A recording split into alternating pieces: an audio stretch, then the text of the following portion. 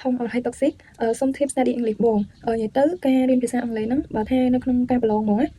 វាមាន reading writing vocab ហើយនិង grammar ហើយចំណុចដែលបន្ទុកច្រើនជាងគេហ្នឹងគឺ grammar ហើយនិង vocab បងចង់ផ្ដោតទៅលើ grammar ហើយ vocab ហើយ grammar ហ្នឹងវាមានដូចជា present simple continue perfect ហើយ past present past simple past perfect និយាយទៅមានតែប៉ុណ្្នឹងហើយដូចជា zero conditional first conditional second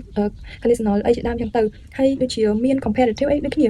ចំពោះ vocabulary វិញបងគិតថាអូនឯងគួរតែមើលនៅវិញ្ញាសាចាស់វិញ្ញាសាឆ្នាំចាស់បែបរបស់យើងហ្នឹងគឺវាពីច្រើនវាដដែលដូចគ្នាមិនថា grammar ឬក៏ vocab ក៏ដោយនិយាយទៅគេចេញ flow តែមួយទេវាស្រៀងគ្នាទេហើយបើ vocab វាអត់សូវមានច្រើនមែនទេអូនឯងមើលយូរទៅអូនឯងខកឃើញកលេចដឹងហ្មងបងចាំ vocab មួយឈើបងធ្លាប់និយាយគាត់ទីថាអីគេ weather focus និយាយទៅឲ្យតែមានពាក្យ weather ដឹងតែពីក្រោយហ្នឹង focus ហើយនិយាយទៅការព្យាករណ៍អាកាសធាតុពាក្យហ្នឹងវានៅជាប់គ្នាចឹងហ្មងវាអត់បែកចេញពីគ្នាទេអញ្ចឹងយើងគ្រាន់តែប្រើការចំណាំទៅយើងគ្រាន់ឃើញ weather focus តែប៉ុណ្្នឹងទៅបានហើយហើយចូលទៅដល់សំណួរចុងក្រោយ